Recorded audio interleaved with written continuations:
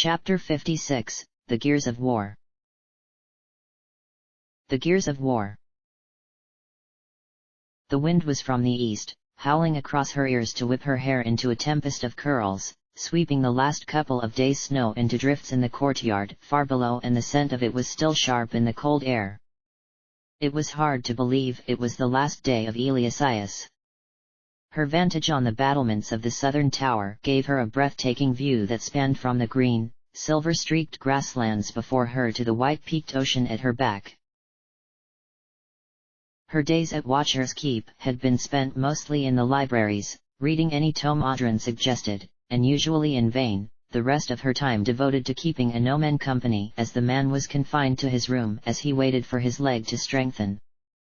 Fritha had not realized it before, but she had spent the last couple of years outside. Even in her house at Suldanesseller, most of her time was spent in the garden, and to be cooped up inside for 3 days because of the weather had been suffocating.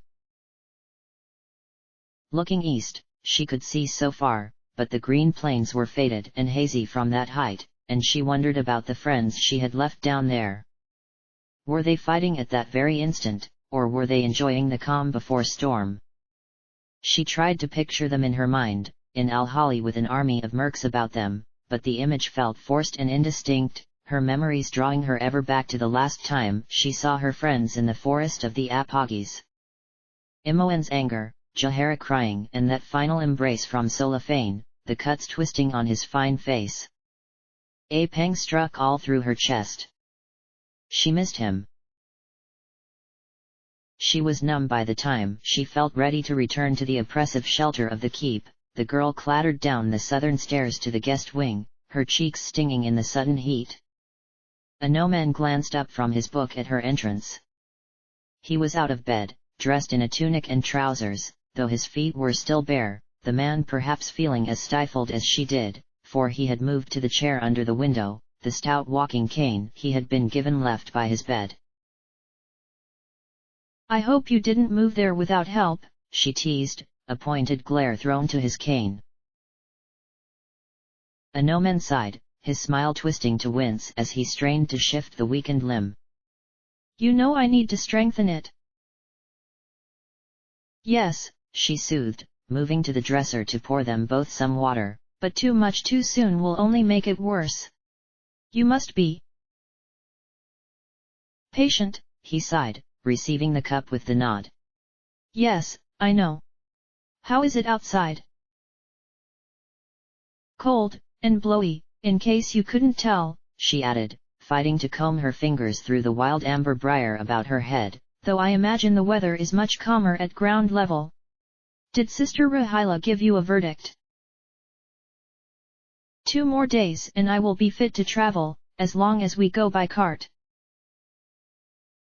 "Good," said Fritha, taking a seat on the windowsill beside him, the glass cold at her back, "and Audran has already asked for volunteers to join us, so we will not be delayed waiting for them." ARandomAudiobookAppeared was frowning, stiffly squirming in his chair. "Are you sure about having them join us? Audran has hardly proved himself trustworthy, nor is he sympathetic to the children's cause. I believe his desire to repent is sincere, whatever he thinks of me, and most of the others here did not even know there was demon beneath the keep, let alone he was sending every merc band who arrived down there to fight it. We can trust them, at least. Besides, we may need the allies, we could get back to Al-Hali and find it's still just us 7. ARandomAudiobookAppeared was smiling, though his blue eyes were grave.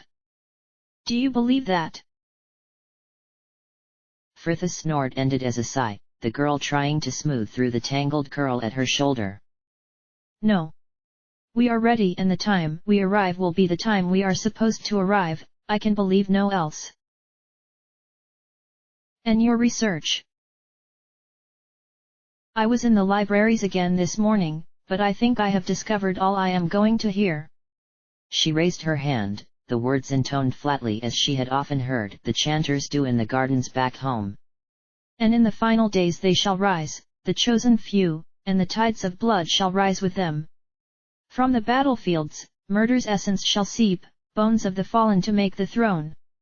and the chosen shall cross the plains to take their seat upon it. Short version. She continued, dropping her hand. The Ball spawn all fight and the last one has to get to the throne to take Ball's power, so at least I know now I'm not going to explode into him as soon as I kill Balthazar. Anoman nodded slowly, draining the last of his water with the air. He wished it was something stronger. Did any speak of the throne's location? No, but Saravek told me once it is not so much a place as a plain, likely somewhere in the abyss. In theory, once the throne is brought into being, we should be able to divine its location. And what about Melisande in the meantime? What about her? I've a feeling once Balthazar is gone, the path to the throne will be opened. She won't be able to seize it without killing me, but she knows I'll have to journey there to take the power myself. Were I her, I would be trying to find out where the throne is, so I can just wait for me there. A knock at the door brought an end to their discussion, Brother Paul peering tentatively about the frame. That he had been nervy about them before was nothing. Now he and the other senior clerics there had been made to face their betrayal. Ah, Brother Iorwerth, it is time your leg was checked. He trailed off at Anoman's suddenly stormy expression, the knight muttering to himself sullenly as he set down his cup and book. Frithha smiled and patted his shoulder before hopping from the windowsill to take a seat on the bed. He really was the worst patient. Behind Paul, Sister Benita had slipped into the room as well, a treatment box slung across her narrow frame. And how is Brother Iorwerth today? She asked cheerfully, her young face beaming. Anoman looked unnerved, eyes still fixed on the door she had closed, and Frithha could tell he was still hoping for the entrance of the matronly old healer who usually treated him. Fine. Where is Sister Rahila? She is a little busy. One of the younger acolytes scalded his hand while making lunch, so she is treating that. Rather than make you wait, I agreed to step in. Anoman muttered something under his breath which the acolyte ignored, Paul hovering uselessly behind her as she crouched before her patient. Sit forward on the chair please, and raise yourself up slightly. Anoman did as he was asked, the young woman whipping his breeches down with a cool detachment that he certainly did not share from the color his face had gone.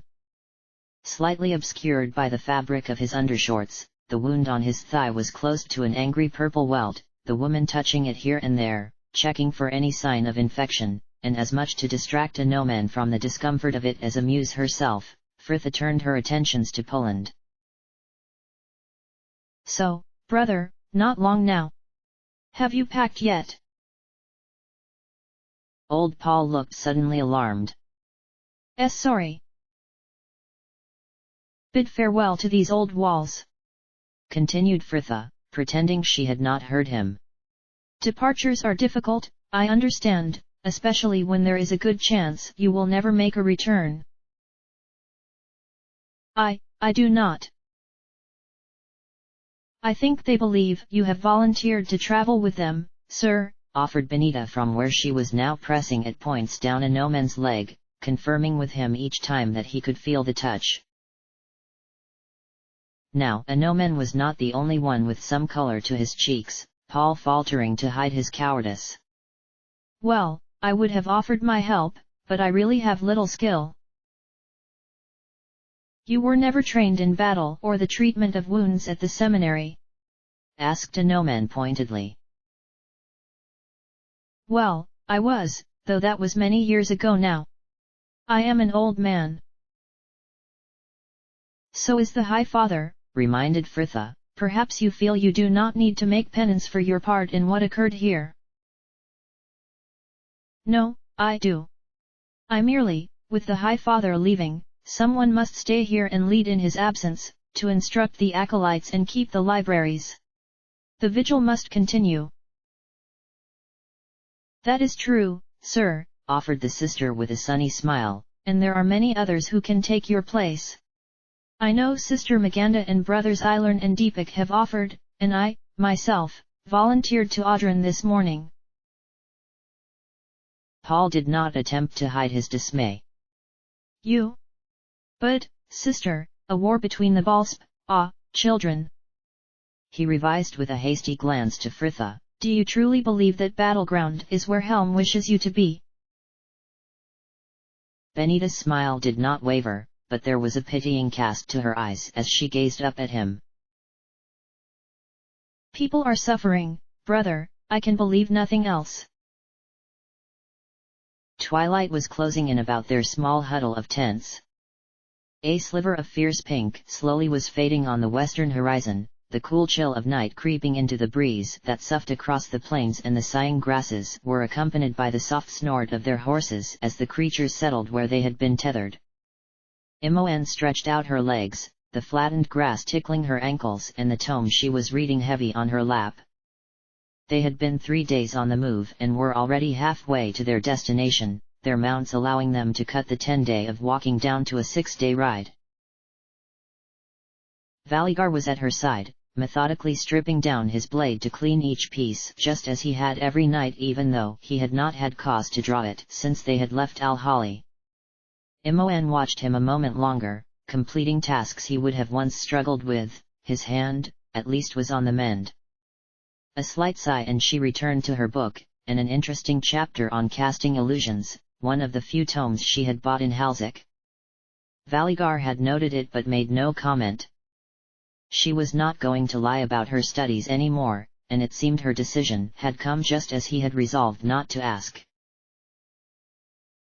On the other side of the fire, Solafane was a familiar silhouette in his hat, the scars of his torture faded to pale lines upon his dark face. Adida and Parvatan, their 2 messengers, seated beside him.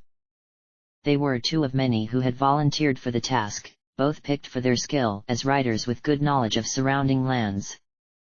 Parvatan was of the local coloring and approaching middle age, his face bearing the lines of a good humor that had since departed him, the man sharpening the long dagger he had been given on a small whetstone. Adida was younger, likely approaching her 30th summer, her tan skin making a pretty contrast with the short sandy hair that flicked about her ears. Her dark eyes seemed to smile even when her mouth was still, busy fingers plaiting together some leather thongs to repair her fraying pack strap as she watched Solafane pluck a tune from Fritha's lute. I've never met a drow before.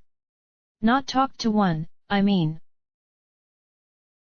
I have, said Parvatan bluntly.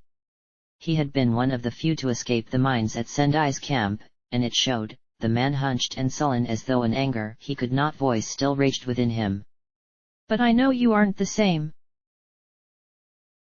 Solafane merely dipped his head in acknowledgement of the bitter acceptance, no pause to the warm melody. What's the tune you're playing? Continued Adida.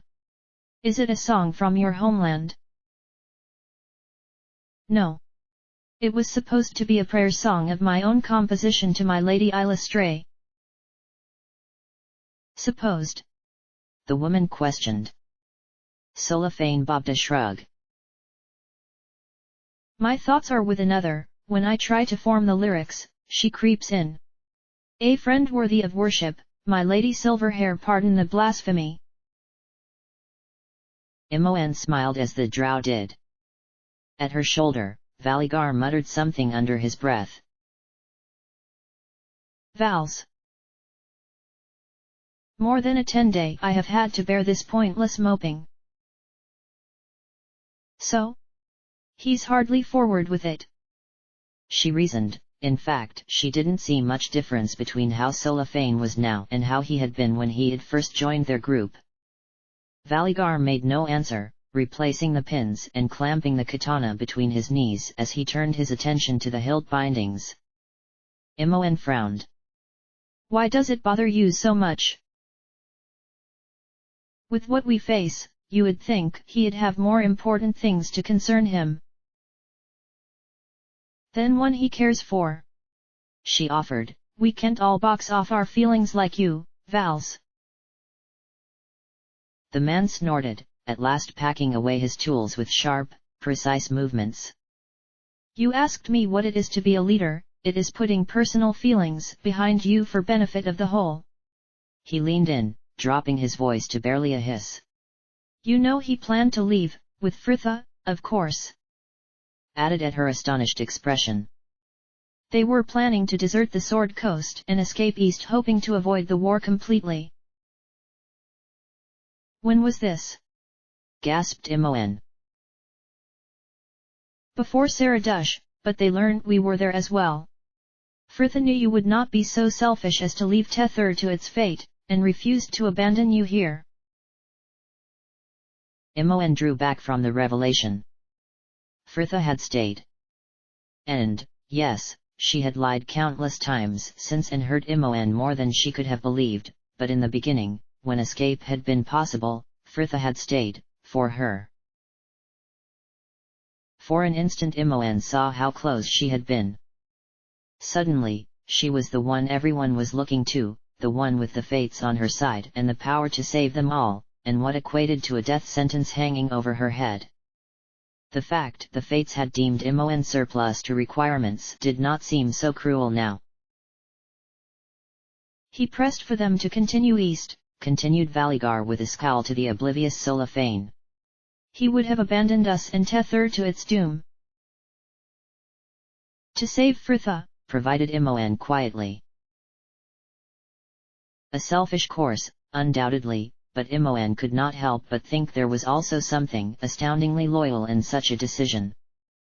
Solafane had always had but one priority. In right or wrong, for good or ill, he was Fritha's ally to the last.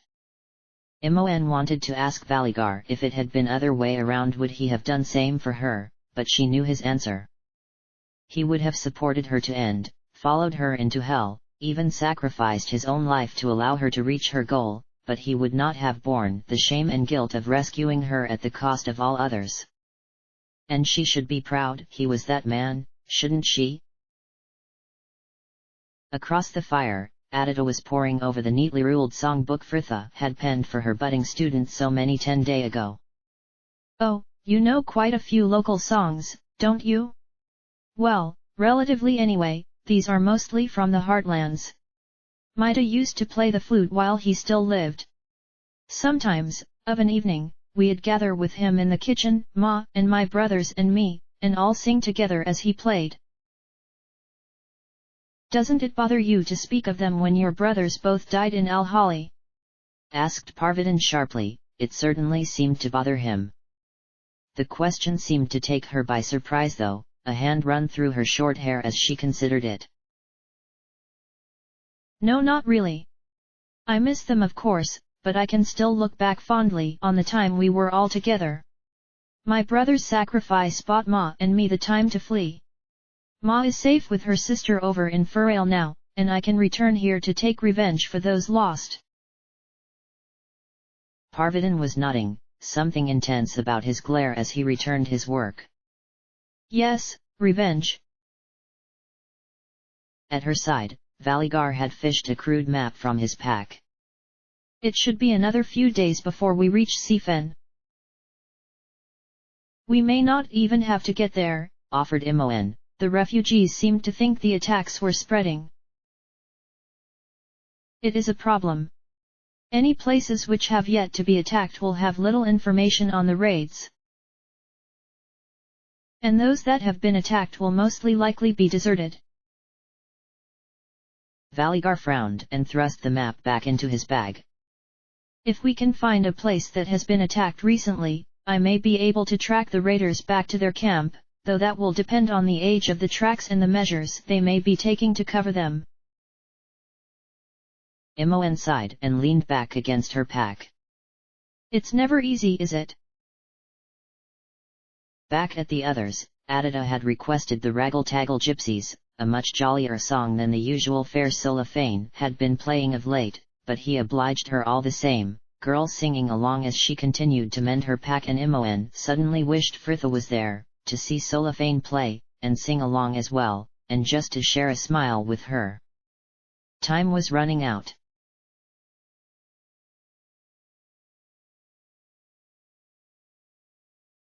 They had set out earlier that morning, the mountain paths still swathed in hoary mists even as the golden dawn crept up sky before them, the distant sun unable to permeate the cold shadow of the forests.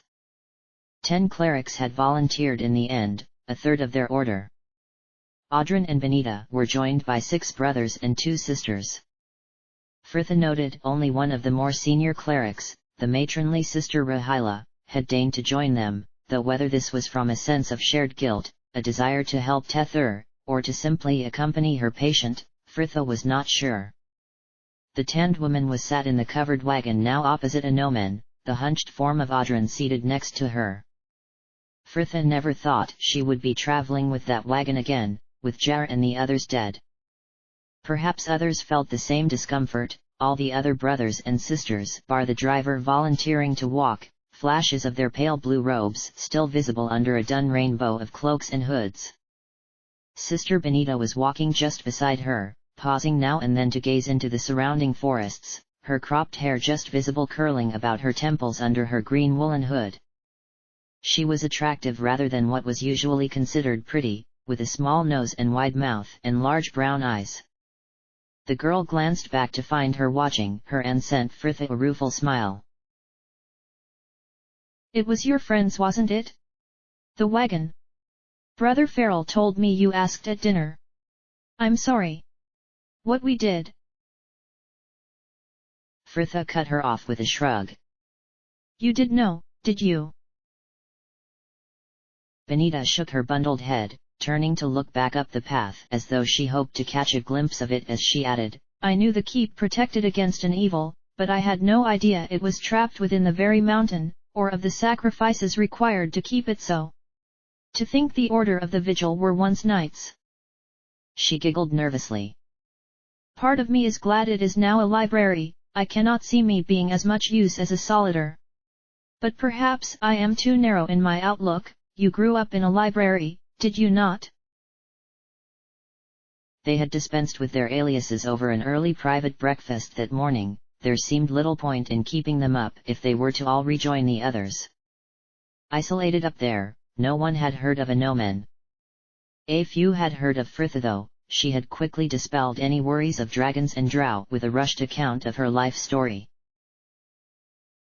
"I think I grew up in the library," Frithha offered wryly. "But it wasn't so different to your home. Out of the way, full of books, housing an ancient evil." "Evil?" the girl gasped on cue. "I, Master Jesseth, the curator of arcane artifacts." Benita laughed for so long Frithha began to feel embarrassed. Perhaps there hadn't been much room for jokes at the keep. Benita's laughter faded, though traces of it still sparkled in her eyes as the girl turned to her once more. "I did not think you would be like this." Frithha had been about to offer the usual "because I'm a ballspawn," but the girl cut her off. "Not after our order betrayed you as we did. Such shame, to think of all those mercenaries who were sent to their deaths." "Is that why you volunteered to come with us?" Benita's narrow shoulders bobbed in a shrug. "Perhaps partially, but for the most because I believe people need our help, and a little because I have not ever left the keep properly since I was given to the church." "You've never left?" "No, not never. I have been allowed to accompany some of the older clerics on errands to the nearby villages since I was 13, but it is not the same. I was originally from Furail, I understand, though I don't recall it. My family died in a fire when I was very young. My first memory is being left by neighbors at the local temple of Helm. Rather than send me to an orphanage, they sent me here. I am happy in my life within the vigil and serving Helm, but I want to see more of my homeland." The girl nodded once to herself, as though glad to reach the conclusion. "I don't think you picked a good time for it," said Frithha grimly. Benita tried a cheerful smile. Perhaps she knew as much even as she offered. "Then, I will see it at its worst and can imagine it at its best. What of you? You must have traveled a lot." "Not really. Frithha dismissed without really considering it, her mind suddenly awhirl with fleeting images of the Underdark, Ulgatha's beard, and the City of Caverns. It was funny, it never felt as though she was that traveled. Actually, yes, I've been quite a few places. But I suppose however much traveling you do, there's always a lot more to see. But I've been luckier than most. Much luckier. Benita smiled and nodded. And where will your travels take you after here? Frithha swallowed, it was no good, lies were just the easy option, her mind suddenly back with the man they always seemed to linger upon in these quiet moments. I think I will go back to Candlekeep, there is a friend I promised to take there. Benita must have picked up on the faintly wistful tone of her voice, the woman sending an inquiring glance toward Anomen. Frithha giggled and shook her head. No, I think Anomen might have had enough of libraries for the time being. And Anomen raised a polite hand to them as laughter caught Benita once more, the man's frown returning as went back to his book. Frithha supposed it was better than making pleasantries with Audran. Will you tell me about your travels? Asked Benita, once she was calmed. All right. Where should I start? Candlekeep, the girl answered, decisively linking an arm about her elbow, and we can go from there. The welcome heat seemed to sink into his very bones, steam rising in fine tendrils from the scented water. After a day sat on the juddering wagon in cold weather and an even colder silence, the baths at the ARIan were a breath of heaven. Anomen was not alone in this bliss, a couple of the brothers already there when he arrived, but they, like Audran, appeared happy to remain silent. The fierce ache in his leg was finally calming, though it had been worse to see Frithha's worried frown as he had limped up the stairs to the room they would be sharing. She had told him how she had bargained for their escape from the demon's chamber. Anomen did not want to contemplate what cost their survival would exact upon Toril later, but he could not say he would not have done the same in her place. So, began one of the men opposite, Brother Deepak. If he recalled correctly, perhaps the silence had not felt so comfortable for them. Father Audran told us you are a knight from an order in Athkatla. Anomen sighed. He was never one for small talk and this was not a topic he ever wished to discuss. No longer, I was expelled for disobeying orders. His friend nodded to Anomen's chest and the faded pink curve that smiled across his heart. That is quite the scar you have there, did you get that in their service? No. Now the silence was well and truly uncomfortable. Deepak opened his mouth, perhaps to probe or change the subject though he was not given the chance, the slide of the door cutting him off, Frithha padding through in just a towel looking well scrubbed, her hair damp and pinned up. For one amusing moment, Anomen considered she may have taken a wrong turn. Frithha. The ladies' bath is only small and it is full, so I thought to come in here. It's allowed. She added, as though this was the only objection they would raise. I checked with the barkeep. Anomen made a mental note not to tip for his next round. But, Frithha. Look, it's fine, I'll keep my towel on. You lot don't mind, do you? The two brothers looked too stunned to speak. Frithha took their silence as assent. See? And before another word of protest could be voiced, she had stepped down into the water to sit on the bench beside him, her head resting on the rim and eyes closed. For a moment, no one seemed to breathe. The two brothers looked tempted to leave, Anomen more surprised by the lack of thrill he felt with her seated, barely clothed, but inches from him in the clouded, mineral-swirled water, and he did not know if the revelation was happy or disappointing. The rattle of the sliding doors once more, and this it was Audran, the man appearing in a just towel, his old skin like waxed parchment on his skinny frame. Good evening, brothers, he greeted mildly, stepping down into the water, and he was up to his waist before he even noticed Fritha. The realization there was a female in their midst seemed to cause the slightest flicker of consternation, but it passed quickly, and the two brothers seemed to relax slightly with his unruffled presence. ARandomAud shrugged mentally. Perhaps such things no longer mattered once you reached such an age. So, brother ARandomAud, how is your leg faring? Did the Order of the Vigil train its clerics in picking topics on which he did not wish to converse? It is fine, ARandomAud answered bluntly. Audron did not mark his tone. Sister Rahila was worried the cold may make it worse. She gave me some balm which needs to be massaged in. I'll make sure to leave it here for you. Thank you. And the weather will of course warm as we descend into the lowlands. Indeed, ARandomAud ground out, if Audron did not cease soon, ARandomAud would be the one leaving. Deepak skillfully redirected the conversation with a nod to his left. Is your friend all right there? The man's words coincided with the sudden pressure on his upper arm, and ARandomAud glanced down to find a familiar head resting against him. Fritha had fallen asleep. Fritha gazed up at the boiling green sky where lightning burst in fierce white and the winds howled and screamed. Perhaps it was her imagination, but it seemed to take note of her attention, making all the more show of whipping acidic clouds into a churning tempest. Saravik was standing at her side, though neither spoke for a long while, and she could sense his growing discomfort. After their last encounter, their roles had changed, and now it seemed she was the one with all the answers. Are you watching for something, sister? He asked at length, his tone politely guarded. The girl sighed.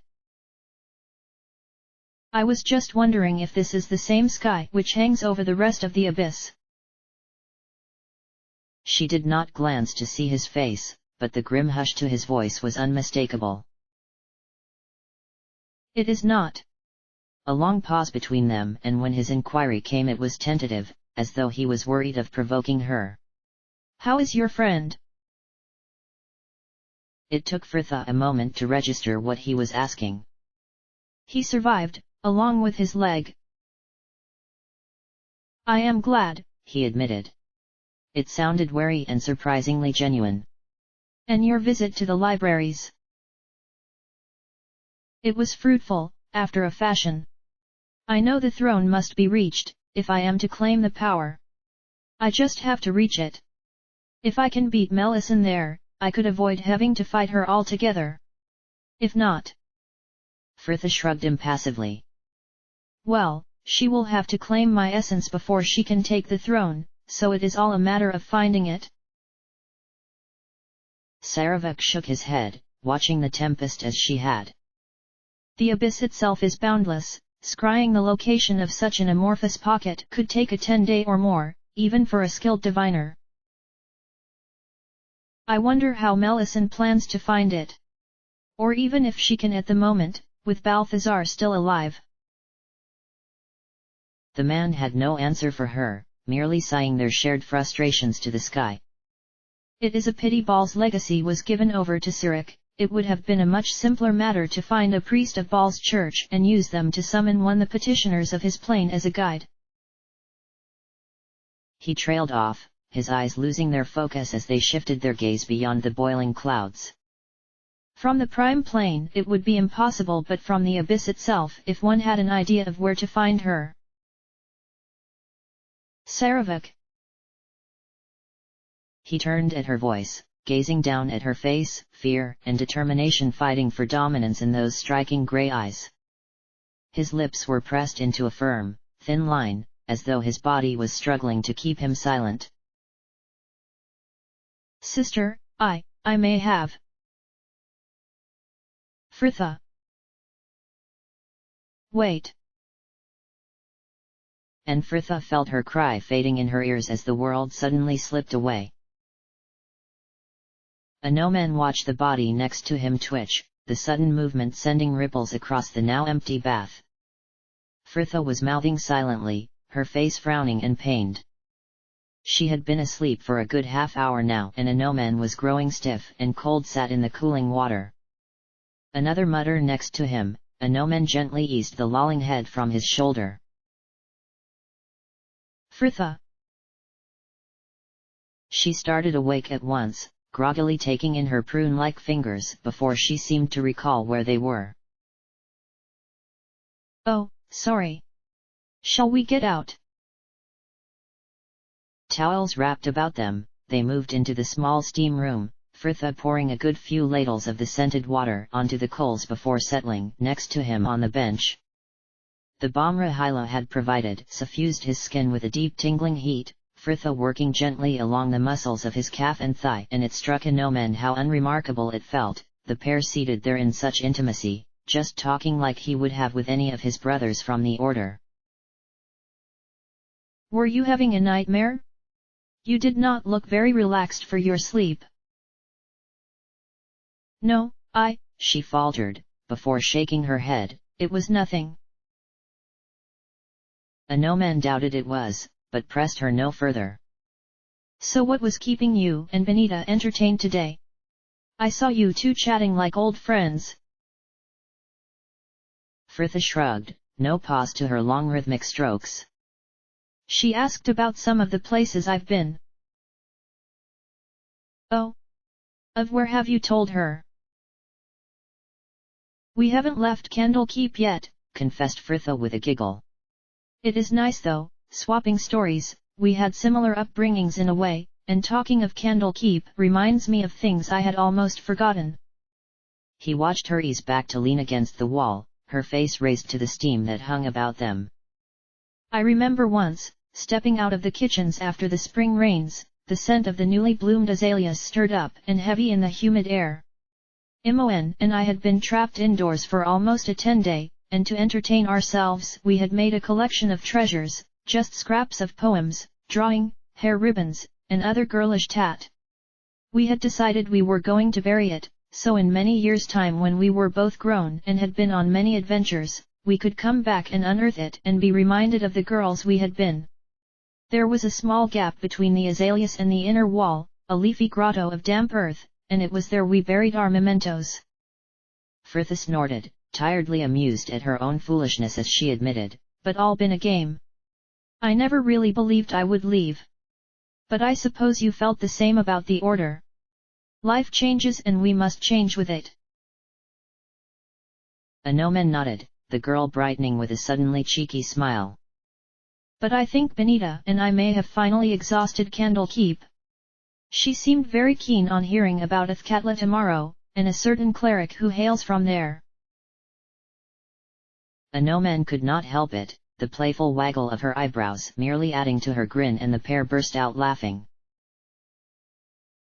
By Helm's mercy, I pray leave your matchmaking for after your ascension. Even Zune would have to bow to your tenacity. Frithha just grinned and went back to his leg, Anoman left to gaze fondly at the top of her head. It had taken a long time. It had been a long while since he had told her of the resemblance so many months ago, but Frithha was finally his sister.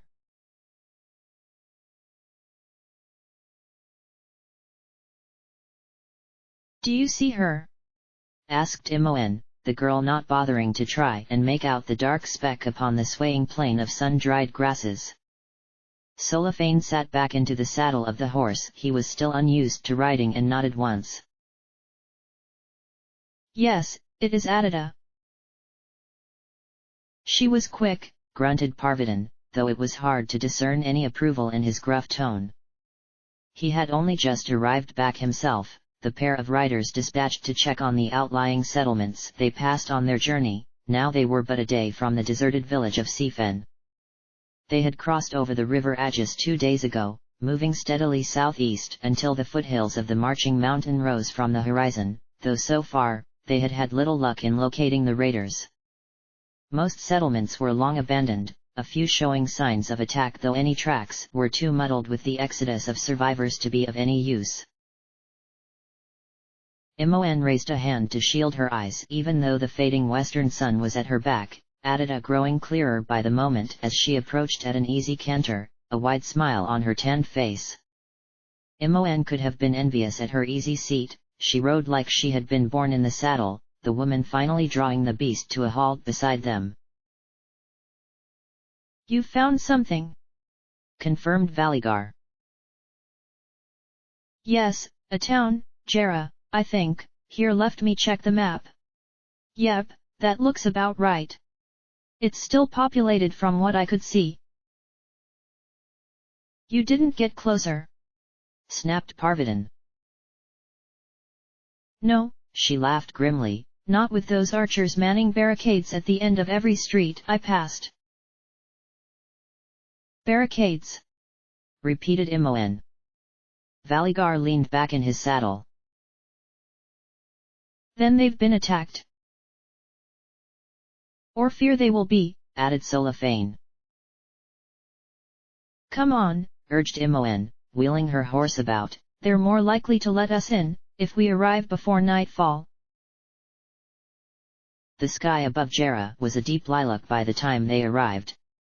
For a large village that sprawled prosperously across the plains, it seemed somewhat huddled. A few of the buildings on the outskirts bore the blackened markings of fires. Valigar nodded to the end of the street just before them, the men standing behind a makeshift barricade of tables and a cart watching them with wary curiosity. "One of us should approach on foot." Imoen sighed. "I'll go, a woman's not as threatening," she offered, not bothering to add that, were she threatened, she could have a fireball consuming their post before they had even loosed an arrow. "But first..." She turned reluctantly to Solafane, the man already shrunk into his hat and faded yellow cloak. Fine white eyebrows pulled into a frown. "I know what you are to say. I'm sorry, but they are already going to be on edge if they've been attacked, we can't give them any room for doubt." "I do not." Valigar did not let him finish. "I would not usually advocate such spells, but Imoen is correct. Your sacrifice will be for the good of all." Solafane sighed tersely, but a glance to Valigar seemed to seal the thing. "Fine, work your glamour." "Right, any preference?" Imoen laughed nervously, trying to dispel the sudden tension. Solafane's frown merely deepened, and Imoen gave up to raise her hands, letting mind and magic meld as she imagined a new face to replace the old. A glimmer about him that became a blur, and when Solafane refocused he was a pale, auburn-haired elf, some relation to Khalid or Lydril, her red-haired friend back in Suldanisseller. "There," Imoen gasped, the effort leaving her momentarily out of breath. "Goodness," breathed Adida, peering closer to his face as though she was reining in the desire to touch it. Solafane was flexing a now white hand before his large green eyes, Imoen turning in her saddle to reach for her pack. "Do you want to see? I have a mirror." "That will not be necessary." "You look very handsome," giggled Adida. Solafane offered the girl the slightest smile, seemingly to show her there were no hard feelings, at least not towards her. Imoen slipped from her saddle. "Wait here until I wave you over." The distance to the barricade seemed much farther now she was on foot, the two men there watching her slow approach with the nervous air of cornered rabbits. She was close enough to make them out now, both men dressed in leathers that did not fit, the pair ill at ease as one leveled an arrow at her. "That's far enough, miss." "Don't call her miss, Falch, she could be one of them," hissed his companion, the man raising his voice to demand, "What do you want?" Imoen was ready for this line of inquiry, they had discussed their aliases on the first night from Al-Hali. "My name is Imogen. We're scouts from the Silver Chalice trying to find the source of the raids. I want to know what happened here." Can I come closer? She did not wait for his answer, venturing another step forward and then another. Falj's arms were trembling with the strain of holding the bow taut, the man hissing at his friend to go fetch Danton as he finally gave up and eased the arrow back to the rest. By the time Mon had arrived at the barricade, the man she assumed was Danton was there. He was well past middle age, dark hair streaked with grey, tanned face sagging about his fleshy nose, his once stout frame somewhat gone to seed. He ran a critical frown over her and then those still lingering on the plains behind, not bothering with pleasantries as he barked. So Ryan says you're scouts from the Silver Chalice, funny, you don't look much like knights. They are hiring locals and mercs. There is too much ground to cover for the Chalice alone. You faced the raiders, haven't you? We think they could be supplying an army that's gathering about here. If we don't find it before it marches and let Tether's forces know, it could reach Parva or even Marmont before our forces can be coordinated. Danton was still staring at her, Mon adding, at last, if you don't want to let us in, that's fine, just let me call my friends over, and we can discuss it here and then we'll move on. Falj and Ryan were watching the older man, waiting for his decision. Danton sighed and took a step back. Let them in. They could be spies, snapped Ryan, sent to betray us. Danton wrenched the table aside himself, Falj hastening to heave the card next to it out of the way. If you thought that, then you should have shot her as soon as she was close enough instead of coming to fetch me. Well, I'm here now and I say let them in. Mon had already turned to beckon to the others, the group riding the distance to dismount at the last moment, Mon feeling a slight flutter as she confirmed her illusion on cellophane was holding. Danton merely nodded to the new arrivals, turning to take the lead as he walked along the packed earth street. The wooden buildings about them bore the broken windows and splintered doors of recent looting, the damage lessening as they moved further into the town. Occasionally, they passed more barricades, some of them manned, others merely built up as much as they could be and left unwatched. Ahead of them, the cobbles of the market square reflected a dirty gold in the fading sun, a long stone hall dominating the northern side of the small square. My tavern is one of the oldest buildings here, it housed all those who couldn't fight on the first night. Come, we can talk inside. The horses tethered to the hitching posts outside, they filed past the heavy iron-bound door. Inside, the low-ceilinged drinking hall was silent, clouds of dust glittering in the dying sunlight that sliced through each poky window. 3 long tables stood parallel to the bar, a bench on either side of each, the soiled dishes and cups of the last few meals still waiting to be cleared away. Here, take a seat. Gods only know, it's all the hospitality we have to offer at the moment. We thank you for your trust, rumbled Valigar gravely. Danton just snorted, sinking onto the nearest bench and gesturing for them to do the same. Truth is, even if you are spies, what are you going to learn? Those raiders know we are down to our last night. When did the attacks begin? Asked Mon. 2 nights past. The town awoke on the morning on the first attack to find a proclamation nailed to the old well in the center of the market square, telling the town to evict all outsiders and any people of suspect lineage by sundown. We all knew who they were looking for, Ballspawn.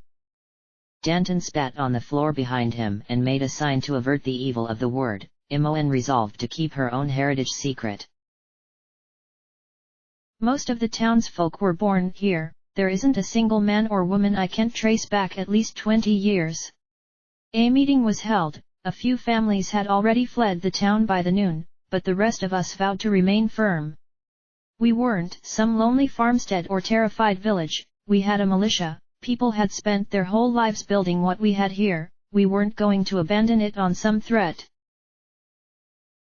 Danton shook his bowed head. Our resolve was pitiful.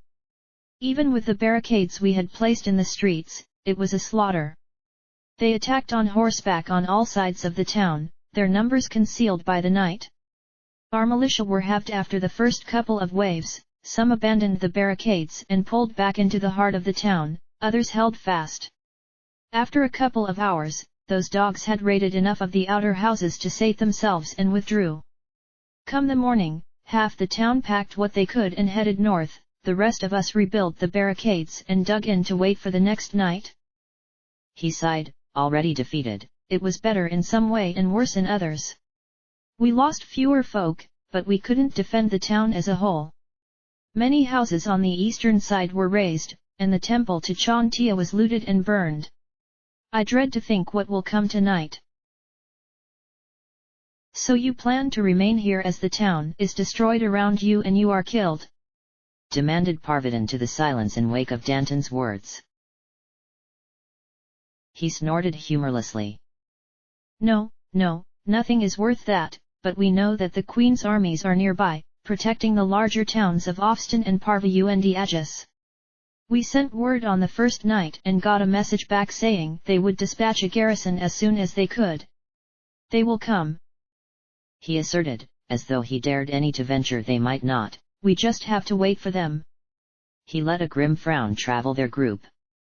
If you are who you say, then remain here tonight and help us defend the town. You can see the raiders for yourselves firsthand, perhaps even capture one for interrogation, if you are skilled enough. Their appearance had awoken a glimmer of hope in his beleaguered face. Imoen did not even glance to those about her, she knew her answer. We'll help, you can count on it. Imoen suppressed her shivering as best she could, the cold washcloth sloshed about the bowl she was stooped over and still dripping as she dragged over her skin to rinse away the grimy lather that covered her naked body. Danton had offered their group the upstairs of an abandoned house in the street behind the tavern, and it was useful to have a place to settle and congregate, though Imoen doubted there would be any need for somewhere to sleep, their night to be spent manning the barricades with the others of the militia. Her wash finished, she dove gratefully into her waiting underwear, taking the worst of the damp from her skin with her dirty tunic and leaving it to the cool air to dry the rest. Her cleaner set of clothes were waiting on the nearby chair, Imoen giving a critical appraisal of her reflection as she combed her hair in the dresser mirror. Her face was tanned and freckled after so many days in the saddle, her forearms the same, and there was a very clear border where the protection of her clothes had begun, the skin of her body and legs a translucent white that looked almost frail against the robust tan of her face. The creak of the door beside her, Imoen snatched her tunic from the waiting pile to clutch it to her, the girl whipping back to find Valigar looking sheepish in the doorway. Ah, Imoen, I am sorry, It's fine, she dismissed, the discomfort nowhere to be heard in her voice, though she could not bring herself to lower her tunic all the same. I was finished anyway. He nodded, just as awkward as he kept his eyes fixed firmly on the dresser. One of the women has arrived with a cauldron of stew for us, we were about to eat in the other room. Oh, I'll be right through, you can wait if you want, Guilt forced her to add. Actually, I was on my way to fetch Adida, she is downstairs seeing to the horses. Oh, well, I'll meet you next door then. The man merely nodded and backed out. Imoen at last let the tunic drop, her expression unreadable even for her own eyes as she turned back to the dresser. They were dying and there was nothing she could do to halt the descent. End of chapter.